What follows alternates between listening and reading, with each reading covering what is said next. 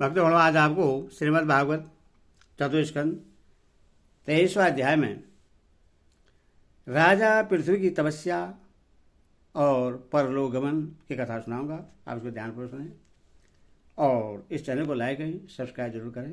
कथा सुनिए।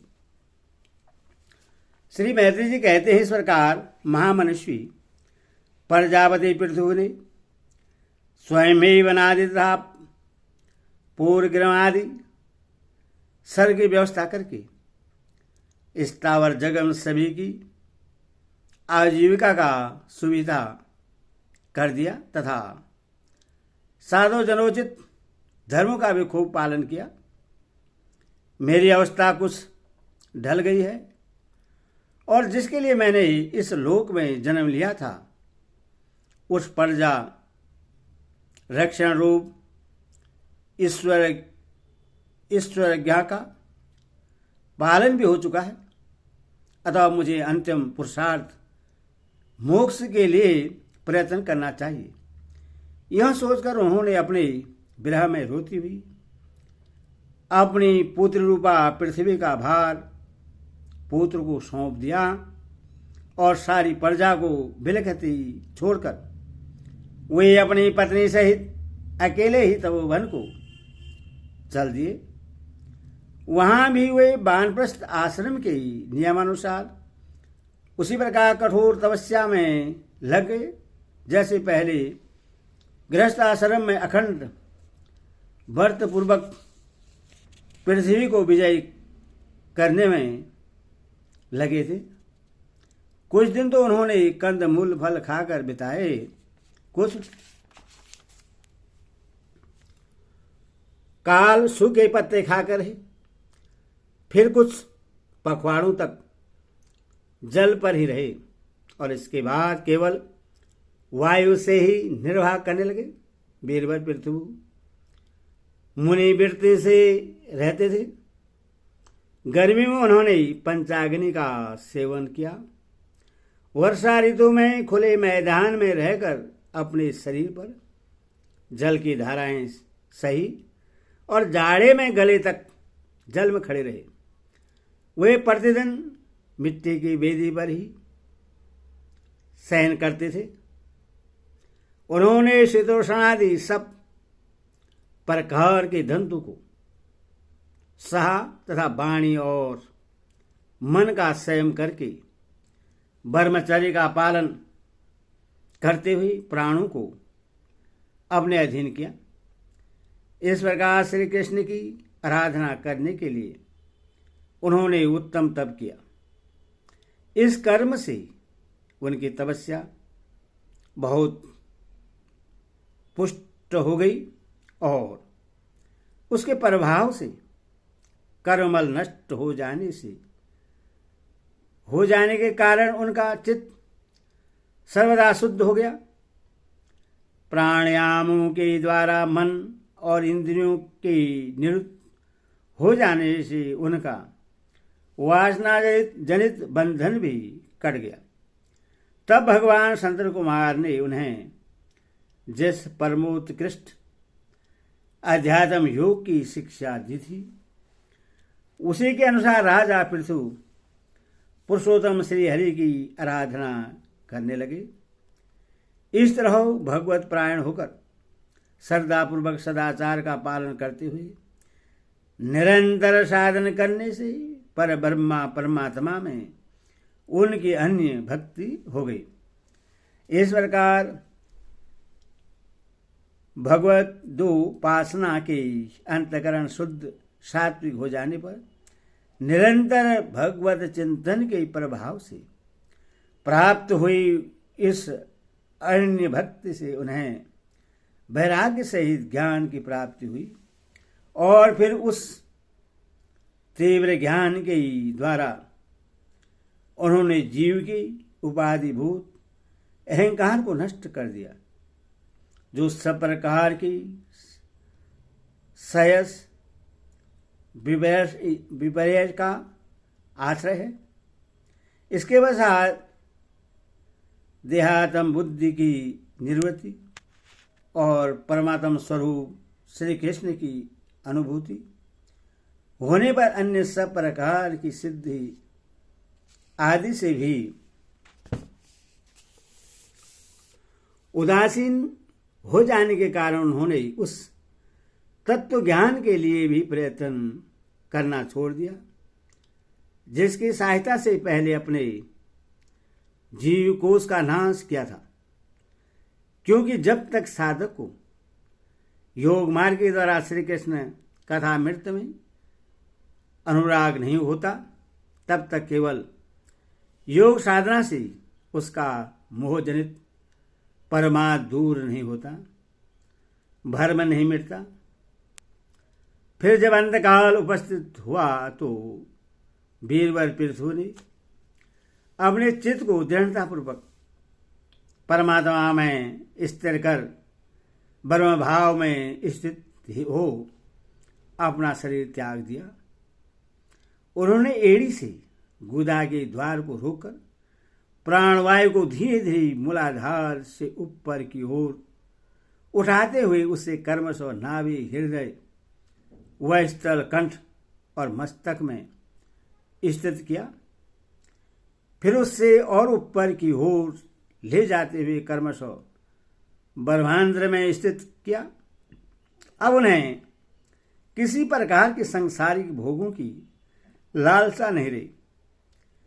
फिर यथास्थान विवाह करके प्राणवायु को समिष्ट वायु में, पार्थिव शरीर को पृथ्वी में और शरीर के तेज को समिष्ट तेज में लीन कर दिया। हृदय आकाश आदि देहावंशित आकाश को महाकाश में और शरीरगत रुद्रादि जलीय अंश को समिष्ट जल में लीन किया। इसी प्रकार फिर पृथ्वी को जल में, जल को तेज में, तेज को वायु में और वायु को आकाश में लीन किया। तदनंतर मन को सबकल्प ज्ञान में, जिनके अधीन वह रहता है, उन इंद्रियों में, इंद्रियों को उनके कारण रूप तन मात्राओं में तथा सूक्ष्म भूतों तन मात्राओं के कारण अहंकार के द्वारा आकाश, इंद्रिय और तन मात्राओं को उसी अहंकार में लीन कर अहंकार को महतत्व में लीन किया। फिर संपूर्ण गुणों की अभिव्यक्ति करने वाले उस महतत्व को मायोपाधिक जीव में स्थित किया। तदनंतर उस माया रूप जीव की उपाधि को भी उन्होंने ज्ञान और वैराग्य के प्रभाव से अपने शुद्ध ब्रह्मा रूप में स्थित होकर त्याग दिया। महाराज पृथ्वी की पत्नी महारानी अर्ची भी उनके साथ वन को गई थी। वो बड़ी सुकुमारी थी, पैरों से भूमि का स्पर्श करने योग्य भी नहीं थी। फिर भी उन्होंने अपने स्वामी की व्रत और नियमादि का पालन करते हुए उनकी खूब सेवा की और मुनिवृत्ति के अनुसार कंद मूल आदि से निर्वाह किया। इससे यदि भी वे बहुत दुर्बल हो गई थी तो भी प्रियतम के कर स्पर्श से सम्मानित होकर उसी में आनंद मनाने के कारण उन्हें किसी प्रकार कष्ट नहीं होता था। अब पृथ्वी के स्वामी और अपने प्रियतम महाराज पृथ्वी की देह को जीवन की चेतना आदि सभी धर्मों से रहित देख उस सती ने कुछ देर विलाप किया। फिर पर्वत के ऊपर चिता बनाकर उससे उस चिता पर रख दिया। इसके बाद उस समय की सारी कृत्य कर नदी के जल में स्नान किया। अपने परंपराक्रमी पति को जलाजली दे आकाश से देवताओं की वंदना की तथा 3 बार चिता की परिक्रमा कर पतिदेव की चरणों का ध्यान करती हुई अग्नि में प्रवेश कर गई। परम साध्वी अर्ची को इस प्रकार अपने पति वीरवर पृथ्वी का अनुगमन करते देख सहस्तु बरदायिनी देवियों ने अपने अपने पतियों के साथ उनकी स्तुति की। वही देवताओं की बाजे बजने लगे। उस समय उस मंदराचल के शिखर पर वे देवगनाएं पुष्पों की वर्षा करती हुई आपस में इस प्रकार कहने लगी। देवी ने कहा, हो यह स्त्री धन्य है, इसके अपने पति राजेश्वर पृथ्वी की मन वाणी शरीर से ठीक उसी प्रकार सेवा की है जैसे श्री लक्ष्मी जी यज्ञेश्वर भगवान विष्णु की करती है। अवश्य ही अपने अचित्य कर्म की प्रभाव से वह सती हमें भी लाकर अपने पति के साथ उच्चतर लोकों को जा रही है। इस लोक में कुछ ही दिनों का जीवन होने पर भी जो लोग भगवान के परम पद की प्राप्ति कराने वाला आत्मज्ञान प्राप्त कर लेते हैं, उनके लिए संसार में कौन पदार्थ दुर्लभ है। अथवा जो मनुष्य अथवा जो पुरुष बड़ी कठिनता से भूलोक में मोक्ष का साधन स्वरूप मनुष्य शरीर पाकर भी विषय में आसक्त रहता है, वह निश्चय ही आत्मघाती है। हाय हाय, वह ठगा गया। श्री मैत्री जी कहते हैं, विदुर जी, जिस समय देवगनाएं ईश्वर का स्तुति कर रही थी, भगवान के उस परम धाम को आत्मज्ञान में श्रेष्ठ भगवत प्राण महाराज पृथ्वी गए। महारानी अर्ची भी उसी पति लोक को गई। परम भागवत पृथ्वी जी ऐसे ही प्रभावशाली थे। उनके चरित्र बड़े उदार थे। मैंने तुम्हारे सामने उनका वर्णन किया। जो पुरुष इस परम पवित्र चरित्र को श्रद्धापूर्वक निष्काम भाव से एकाग्रचित्त से पढ़ता, सुनता अथवा सुनाता है, वह भी महाराज पृथ्वी के पद भगवान के परम धाम को प्राप्त होता है। इसका साकाम भाव से पाठ करने से ब्राह्मण ब्रह्म तेज प्राप्त करता है, क्षेत्रीय पृथ्वीपति हो जाता है, वैश्य व्यापारियों में प्रधान हो जाता है और शूद्र में साधुता आ जाती है। स्त्री हो अथवा पुरुष, जो कोई इससे आदर पूर्वक 3 बार सुनता है, वह संतानहीन हो तो पुत्रवान, धनहीन हो तो महाधनी, कीर्तिहीन हो तो यशवी और मूर्ख हो तो पंडित हो जाता है। यह चरित्र मनुष्य मात्र का कल्याण करने वाला और मंगल अमंगल को दूर करने वाला है। यह धन, यश और आयु की वृद्धि करने वाला, स्वर्ग की प्राप्ति कराने वाला और कलयुग के दोषों का नाश करने वाला है। यह धर्मादि चतुर्वर्ग की प्राप्ति में भी बड़ा सहायक है। इसलिए जो लोग धर्म, अर्थ, काम और मोक्ष को भली बात सिद्ध करना चाहते हैं, उन्हें इसका श्रद्धापूर्वक श्रवण करना चाहिए।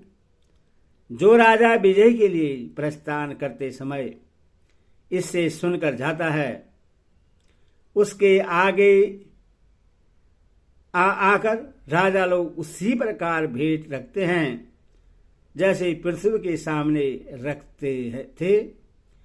मनुष्य को चाहे कि अन्य सब प्रकार की आसक्ति छोड़कर भगवान में विशुद्ध निष्काम भक्ति भाव रखते हुए महाराज पृथ्वी के इस निर्मल चरित्र को सुने, सुनावे और पढ़े। विदुर जी, मैंने भगवान के महात्म्य को प्रकट करने वाला यह पवित्र चरित्र तुम्हें सुना दिया। इसमें प्रेम करने वाला पुरुष महाराज पृथ्वी की सी गति पाता है। जो पुरुष पृथ्वी चरित्र का प्रतिदिन आदरपूर्वक निष्काम भाव से श्रवण और कीर्तन करता है, उसका जिनके चरण संसार सागर को पार करने के लिए नौका के समान है, उन श्री हरि में सुदृढ़ अनुराग हो जाता है। हरि ओम तत्सत। हरि ओम।